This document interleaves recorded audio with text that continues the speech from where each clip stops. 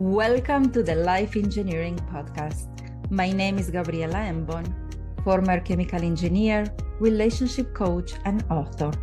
In each episode, we'll uncover the wisdom, strategies, and tools to help you build thriving relationships and purpose-driven careers. My wish is that something shared in this space touches your heart, brings clarity, or gently guides you toward what you need most in your life right now. Thank you for being here. Let's begin now.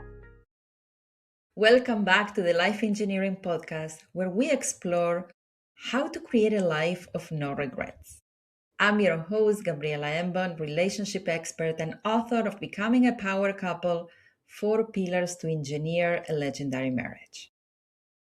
If you are a founder or you are a solopreneur who has built something real, but lately you feel like you're constantly putting out fires, this conversation is for you. Because here's what I see all the time, and also in relationships. People assume that when growth stalls, the answer is more. More marketing, more offers, more contact, more hires, another vacation if we bring the parallel of relationships. But what if the problem isn't effort? So today's guest, Anna Ludwinowski, is a business foundation strategist, a 4-time founder, and someone with over 33 years of real entrepreneurial experience. She works with experienced solopreneurs and 7-figure founders who are tired of firefighting and ready to fix what everything else depends on, the foundation. She uses her proprietary CLEAR framework and helps leaders realign their clients, offers, pricing, and positioning before they invest in growth. So scaling feels like less of a guessing game and more like a plan. This is not, and it's really important for me to say this if you're listening here, this is not a conversation about hacks. You're not going to get another trick, another hack. It's about clarity. It's about leadership and building something sustainable. So Anna, welcome to the Life Engineering Podcast. Oh, thank you so much, Gabriela. That was an awesome introduction. Thank you. I have to tell you, I'm genuinely excited to have today's conversation with you because I know the principles that you share and the issues you help business owners solve are exactly the same ones I see every day in relationships. I'm sure there's a lot of similarities there. I mean, a relationship between two people or a relationship with your business is very similar, isn't it? Right? That's right. The pattern is familiar. We're working harder. We're doing all the right things on the surface, and yet something isn't clicking.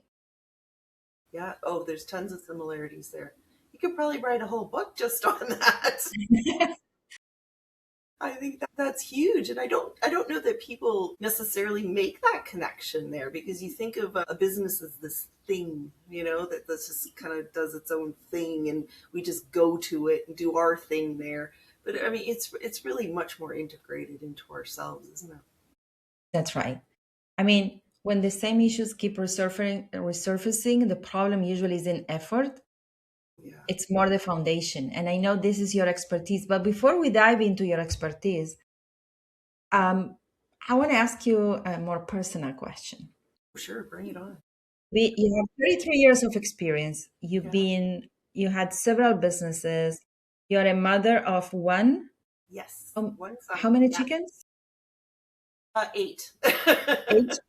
8 chickens, And 2 dogs, and 1 son. 2 Yeah, dogs.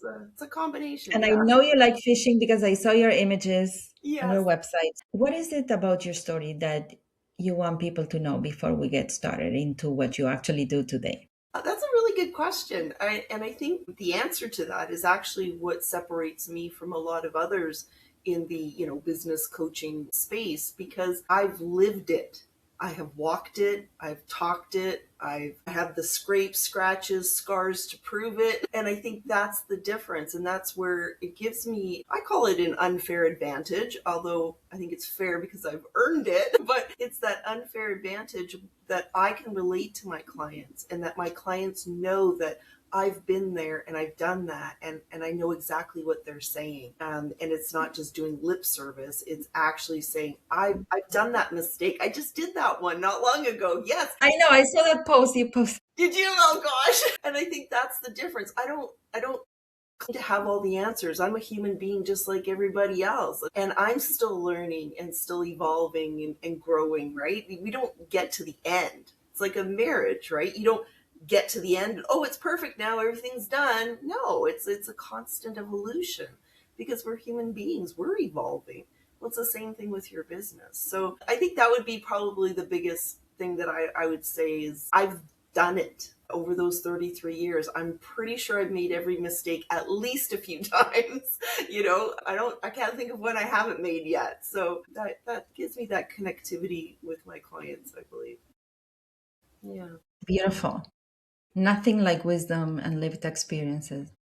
I mean, knowledge is Yeah. no longer an asset. We can always, ask You can AI what Google to do. But things. when you Yeah, work you with can an AI expert it. who's in there, who Yeah, gets you, it's a game yeah. changer. Lived experience is something that can't be replicated by AI, right? That's yours and yours alone. So I think it's probably more important now than ever because of AI, right? Yeah, absolutely.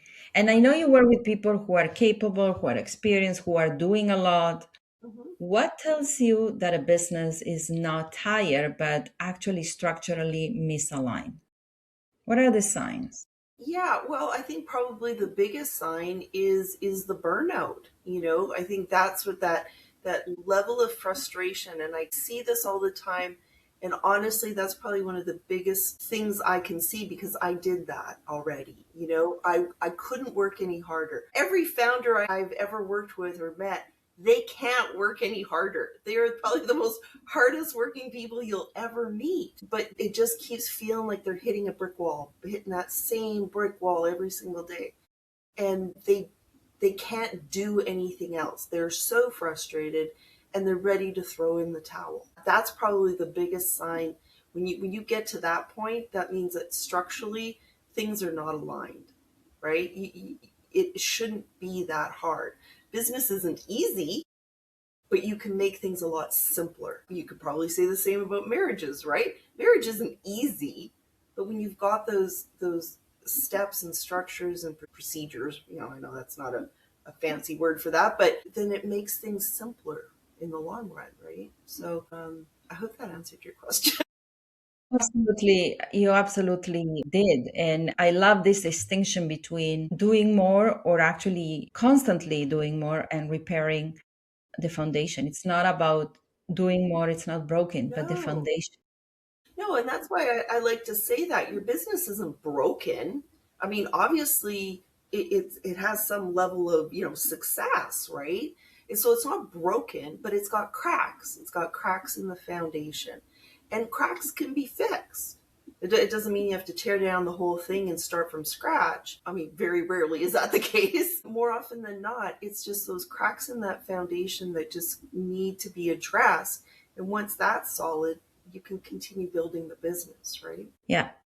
Well, I think also when I think about the mindset of always looking for a new fix, I see in relationships, people often think of a vacation and that's going to fix what's actually going on.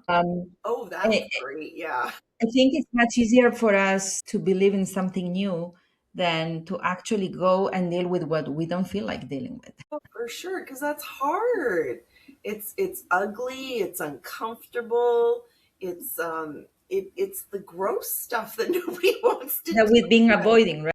That you've been avoiding because it's hard, right? And we always think the new shiny things like the band-aid, right? Oh, we'll just stick a band-aid on this hemorrhage and it'll fix it. And you couldn't be further from the truth, right?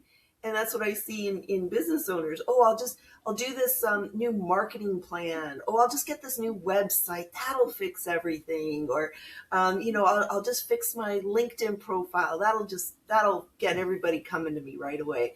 And it's like, no, those are surface level, and we can't stay in surface. You got to go below. That's where a foundation is. It's in the basement. It's at the bottom. It's the thing that you build on, right? So if that's not solid, then how can you expect the thing above it to be solid? It's impossible, right? That's right. Yeah. And you talk about the Band-Aid, so well said. I was going to ask you to name a few, but you just did a new website, I'm a new joking. marketing strategy.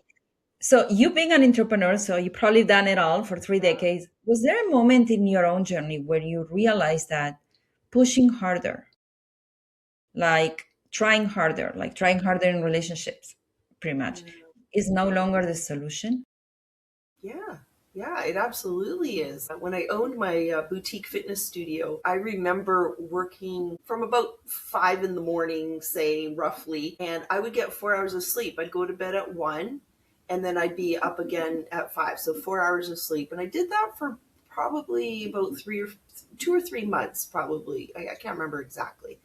And that was the dumbest thing I could have ever done because I thought that was working harder, right? In actuality, it had a detrimental effect because now my health isn't great.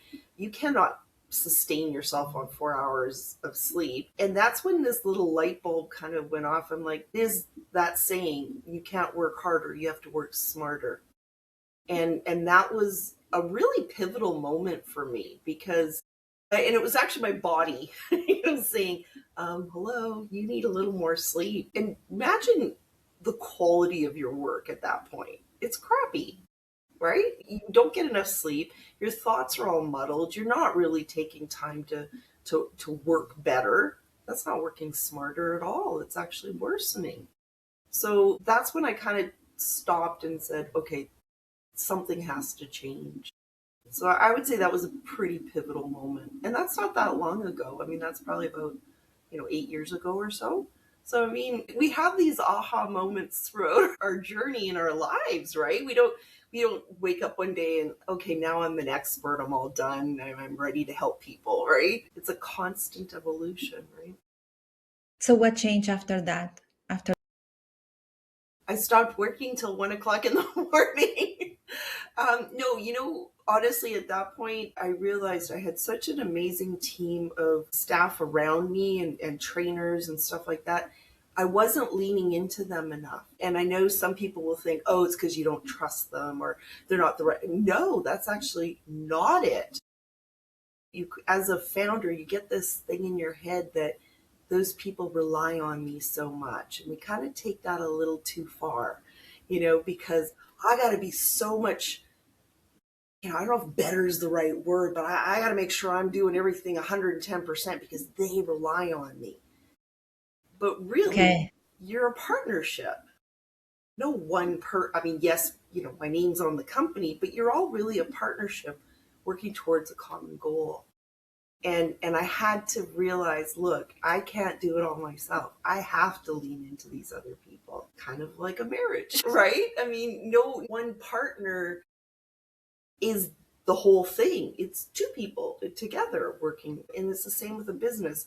And I think that's where a lot of founders really get stuck, is they actually become the bottleneck in their own company, right?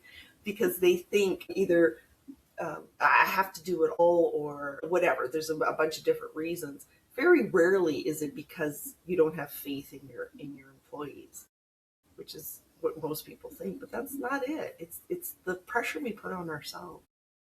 yeah, yeah, the hustle culture, probably from the way we grew up as well. I would think, yeah, I'm sure We're there's, an immigrant, we're an immigration country, so the hustle culture is part yeah, of you got our to work mindset harder, work as a nation. hard, right? We always hear that, work harder.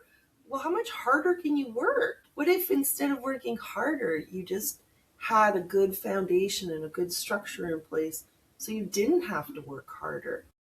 What if you had more time to do things you love outside of your work, right? Spending time with your family, going on those vacations or other activities or interests, right? That actually helps you instead of hindering. But you can't do those things if all you do is focus on working harder. Yeah, absolutely. And I know that when a prospect client comes to you, the first step that you do is you apply your framework. You have a Mhm. framework, if I understood correctly, called CLEAR, Yes. CLEAR, Yes. to diagnose wwhere growth is leaking, where the cracks are in the foundation. Absolutely. Yeah, I, The I client, believe but that also those their five. pricing. And I know, and I also want to talk about your assessment tool because Yes, I yeah. try it and I find it to be brilliant Thank you. and very accurate, I have to say. That was my next question. Was it good? Did it answer the right question? It's just more validation of what I knew. Perfect. Anyway, we'll talk about that after we close the mic. Okay. But please take us through your framework. Yeah. How does this work? Well, I really truly believe, and this is come from my own experiences working in my own companies, working with other people in their companies. It boils down to the 5 key pillars that make up our foundation. The first one being our ideal client. If we don't know who we're talking to, whose problems we solve, it's spaghetti on a wall, right? You don't know, right? That's really the very core. That's always the first one, is you have to know who you're talking to. And the second one is, what are your offers? And I know this one really seems funny. I had a prospect I was talking to last week who was like, well, I know what my offers are, like, duh. And they're like, well, I know you know what your offers are, but are they the right offers? Are they the offers that your clients want? That's a big, significant thing. We assume we know what our clients want, but until they tell us, until you get that data feedback, you're guessing, right? So offers are really important. After that, it's pricing. Sorry, oh my gosh. The one after that is pricing, and that's probably the second biggest challenge that most founders that I talk to have is, how do you price? How do you price for value? We have a tendency to price for time. So we're exchanging dollars for time, but we don't often price for value. I'm the Tylenol to your pain. What is that Tylenol worth to you? Right? So that's a deeper question. After that, we go into positioning. How do you position yourself in the marketplace? What makes you the person that I should pick to work with? And that's a really huge disconnect. We think of ourselves, I use the example of Walmart versus Chanel, and we think we're Chanel, but we're giving off Walmart vibes. We're pricing out at the level of Walmart when we should be positioning ourselves as Chanel. You don't see deep discounts at Chanel, right? But you do see them at Walmart because they understand their positioning in the marketplace. And then finally, messaging. And messaging is really the one that brings it all together. If you have all those other 4 pieces, then messaging becomes simple. You know who you're talking to, you know what you're offering, how much your cost, what your pricing is for that, and how you've positioned yourself in the marketplace. So the messaging becomes easier. And that's really where a lot of people struggle. And it's because you don't have all those other ones in place. So they all connect, right? Absolutely. And I can see how you need them all, and how easy it is. It's interesting. I could see how business people could jump into a marketing strategy and a sales campaign without having the foundation, and it's a waste of money, It's a right? huge waste of money. Huge waste of money. That's a really good one. Frequently, and I had a conversation, it wasn't someone who was a prospect for me, but they literally spent $30,000 on marketing. And I just looked at it and went, but you don't know who you're marketing to. And I don't blame the marketing company for that so much, as you need to have that clear in your mind before you can get someone else to work on that and do what they have to do. Yeah, marketing is great once you have your foundation in place. But if you don't, then who are you talking to? What is the message you're sending out there? And it's not connecting to your business. So it's really important. You have to have all 5 pieces. And that's something people, oh, well, I've got my pricing. And you're like, yeah, but you don't have all the other pieces. You got to keep building it so you don't have any cracks in that foundation. I can't get over how this mirror what happens in relationships as well. Oh my I see this gosh, all the time. People get together and jump into buying homes. That's very common here, at least in Quebec. People buy homes very quickly together as partners without getting married necessarily, or they have children, or they start building, accumulating assets, but the foundation is not there. No. And there's no emotional intimacy. I wrote a post about this. I I asked a man that was in a session for his relationship. I asked him what kind of home his partner grew up in, what kind of relationship she Okay. experienced growing up, and he said, "I'm not sure." I'm like, wow, but you have built this and this, and you have this, and you are doing all of this together, but the foundation is not there. There's no emotional intimacy. You don't really know each other. There's no deeper understanding. So no wonder things are crumbling, right? So I'm excited to see the parallel between, Yeah. when we rush to build without getting the foundation in place, how this is a very Does risky it move. work? Yeah. And then we say, well, business is hard, it doesn't work, or relationships are hard, they don't work. I mean, no, it's just that there's a framework or there's a way to do things. Exactly. And I think that I'll share a quick story. I had a client Please, yes. about a year or so ago, not super long ago. And she came to me and she's like, okay, I got everything ready. I just need you to help me scale. Scale. We got to scale. And I know I've got to scale. Exactly, that's the right word, scale. And I turned to her and I was like, okay, so what does scale mean to you? And she had no idea what it meant. But you hear these buzzwords, oh, you got to scale, you got to hurry, you got to grow your business. And it's like, but you don't even know what that means to you. And so I went, well, that's a perfect example of you didn't do the groundwork first, and now you're doing this thing that, and I mean, there's a lot of noise out there, right? I mean, everybody's telling, oh, do this, do that, right?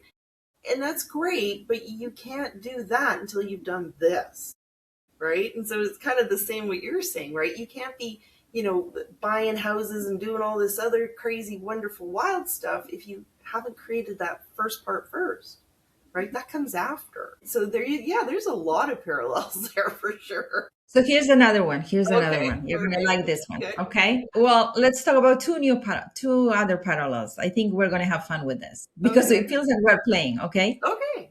Let's do it. In relationships, miscommunication. It's really about words. It's about unmet assumptions, not inquiring, not being curious enough. Let's talk about business. Messaging stops landing when the foundation shifts. So, how do you help founders find the language that reflects who they become, not who they used to be? That is such a good one. Okay, I've got stories for that. Tell me a story. So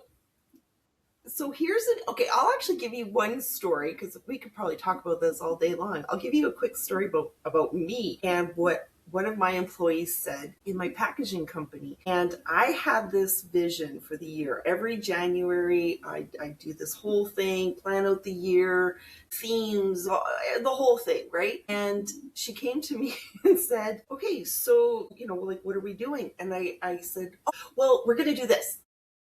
And she's like, okay. But I didn't give her the context. I didn't expand on the whole thing. I gave her a piece. So it didn't turn out, the piece she had to work on didn't fit with the rest of the plan. But whose fault was that? That was mine because I didn't give her the whole piece. So how important is communication? It's massive. And I think that too often as founders, all that lives up here and we give out little pieces and then we go, you didn't get it. You didn't understand the vision. You didn't understand the direction we're going in. Well, of course not, because it's all up here. And as awesome as your employees are, they're not mind readers. So again, as awesome as your partner is, they're not a mind reader. So if it's all living up here, that's not going to be very successful, is it? Not at all. Not at all. So here's another parallel. Okay. I think you like I this think I one can too. do this one. Yeah, let's do it. Okay. Let's talk about pricing Oh, okay. and boundaries and self-respect. Pricing struggles remind me so much of boundaries Yeah. struggle, right? You In have relation. 100% boundaries. And that's why, So what do you, yeah, please. that's why I'm anti-discount. I don't believe in Okay. discounting your services. That is the hill that I am willing to die on is no discounts. And I've had people ask me and they're like, okay, it's kind of a random thing. What's the deal with that? I'm like, because the discount is saying I'm not worth it. I will diminish my value so that you find it acceptable. Mm. right? Nah, we don't do that. We don't do that in relationships. We definitely don't do that in our businesses. So what that means is making sure that the price that you set is the right price. It reflects the value that you bring. Now, you can't be giving off Walmart quality work and charging Chanel prices, right? I mean, that's not going to work either. It has to align. If you're giving tremendous value, then there is a price that needs to be attached to that. But then that's where you hold firm. If that price isn't for that person, then we're not the right match, and that's okay. We can't all be for everybody, right? I use the example of a Rolls Royce, right?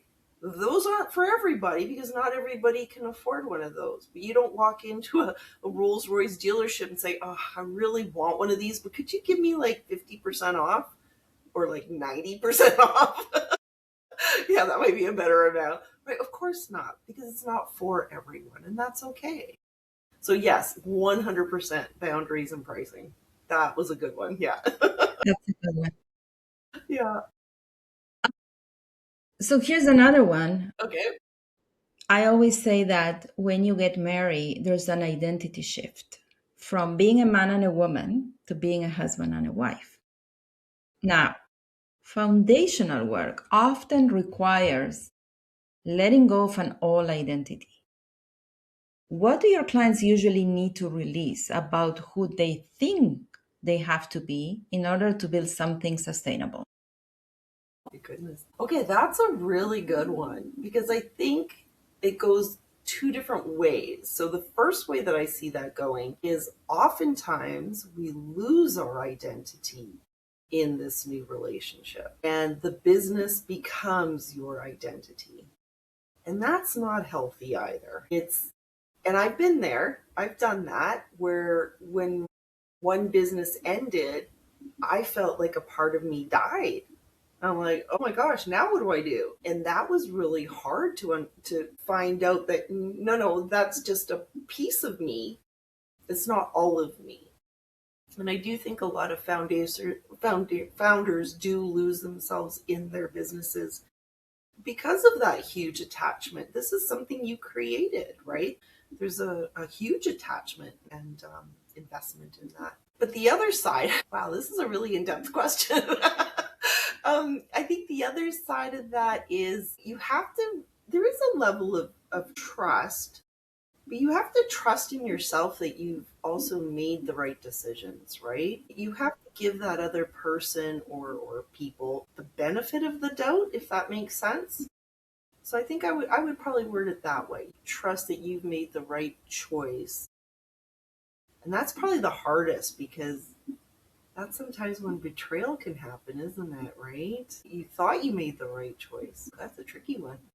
But that's right. And I could see how, we might think it should be working by now, right? And many people might feel embarrassed, whether it's in business or in marriage, when things don't click, Yeah. right? Despite having experience. So what would you like to tell them when you go, I'm embarrassed, it should be working by now, but it's not, despite all my what would you You want know, them to hear right now?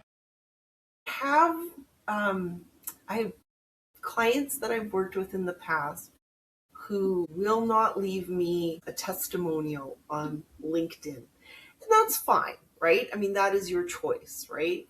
But I asked one because it really was a significant transformation. I would have loved to be able to do a case study for them and stuff like that. And they refused because they were embarrassed. They were embarrassed that they had fallen so far, according to them. I wouldn't use those words. Those were their words, and that they had to ask for help. And I thought that was so interesting. And then you think about it and you think, yeah, I can see that because it means that I'm some sort of a failure. Again, not a word that I would use, but that's a typical way that people think. Oh, well, I'm a failure and I couldn't do this thing. And so I had to ask for help. And I think that prevents a lot of people from taking that step. And I it think shouldn't. I wish it wouldn't, you I know? think that's very normal, actually. Yeah. Very normal. And I saw a post on LinkedIn this week of a founder who shared that she hit the first seven figures in 2019, and since then, she's been stuck in her income, and she put a big range, so it seems that it has gone down, Yeah. and not able to scale. Actually, and we are like 2026. This is 2019, Yeah. and I found that to be extremely important and courageous for her to share, because I know that many other entrepreneurs No, you are wouldn't share going to say, "Oh, that happened to me too," but we are embarrassed to admit, and it gives you permission. We usually feel when we're struggling that we are the only ones struggling. You have that's a very common thought pattern, right? Doesn't matter what you're struggling with in any aspect of your life. I must be the only one going through this. So that's why I find that sharing entrepreneurial stories or marriage stories is so important, because it normalizes the process, it. but Absolutely. also but not only gives you permission to accept what you're going through, but also to know that there is a way out, and that you can course correct, and that this is life. It's never. And you don't want to suffer. Like, why do you want to suffer? That's the part, and this is as much for me as it is for anybody else, because I've done that too, right? And when you look back, you think, why on earth did I suffer for so long? That was kind of silly. Like, I could have asked for help in whatever the situation was, and alleviated that stress, pain, anxiety, whatever. If I had just asked for help, it could have been alleviated in a much shorter period of time. But then it becomes this vicious circle, right? Because now you start beating up on yourself and you're like, well, what's wrong with me? How come I can't figure this thing out? And it's that hamster wheel. And if you would just ask for help, get that help, it stops that hamster wheel, That's right. right? And I can see how the doer, the overachiever, will say, if I just do one more thing, Yeah. right? Yeah, one Yeah. more thing, One and then more it's thing gonna will work. fix it for sure. Yeah. Been there, done that. I just love this conversation because it's real, Mm-hmm. right? It's not, That's hey, why. here's a new shiny model, do that. And no, this is the Oh, real stuff. And these are the conversations that actually shift, internal states and mindsets in people so they can move forward. So I everything like. you share, it's actually very transformational, in my opinion. And I I know like to you've been say it's through. the boring stuff. I do the boring, unsexy stuff, in business because it isn't the shiny new thing. It's the boring foundational stuff, but it's the one thing that'll make all the other stuff work. It really is vital. Yeah. Thank you. I want to close with a personal question again, if you Yeah, don't. do it. Yeah, no. After everything you lived, everything you built, what does a well founded life actually look like to you now? Well, that is good too. Well, I'd like to say, I wish I could say that I came to that understanding a long time ago, but I didn't. I think if I'm being super honest, I would say that that's probably a very recent thing, a recent realization, because I really thought that working harder and achieving things was going to be that was the purpose of all this. And I still remember when my son's 19 now, but when he was little in kindergarten and elementary school, I got to be that parent who went on the field trips, who got to do the hot lunches, who got to do the whatever the school needed, and that even carried on into high school. If they needed grad organization, I was there for that. And then I kind of went, wait a second, that's some pretty cool stuff. That's really doing this has allowed for that. So it's not the stuff, it's the opportunities. And opportunities like that. I only have one son. He took 13 years to get here. It was quite a journey. And so I said, geez, if I can do everything I can with him and for him, then I will. That was that one thing that I could do. And that was because I had created this business that allowed me that kind of flexibility, right? So when you look at that, you think, okay, but what is it that you want? I want to be able to be there and do things with my child, whether whether it's older or younger, whatever, it doesn't matter the age. So I think that's probably the answer to your question. Thank you. You're welcome. Thank you This is great. for yeah. Every word you say is a good feeling word. Thank you. Thank you. I mean, It yeah, takes go a while ahead. to get here. It takes a while to get here. Do I wish I could go back and change some stuff? Maybe, but not really. I don't live with regret because everything that's happened got me to here. Of If that course. hadn't happened, I wouldn't be here. And here's pretty Absolutely. awesome. So I'm grateful. Where can people find you and get more of your wisdom? Come and visit me on LinkedIn. I live on LinkedIn. Just Anna Ludwinowski on LinkedIn. That's the best place. Or my Beautiful. website. You can come to my website too. AnnaLudwinowski.com. I'm there too. You have a beautiful website. Can you talk briefly about your AI assessment? Oh yeah. That's on my website as well. And I had so much fun creating that. It's a custom GPT, and it really walks you through. It's like having me in your pocket, kind of walking you through all five of those key foundational pillars. And at the end, it kind of gives you this little nice summary that hopefully gives you some insights. And it's been really good for people just to try it out, just to see what, a lot, not like you're unlike yourself, where you kind of had those ideas and you were like, well, I kind of thought that was the issue. And it's been really good. It definitely gets people thinking about those pillars, seeing where those cracks potentially are, and taking the next steps to work on it. So yeah, it's good.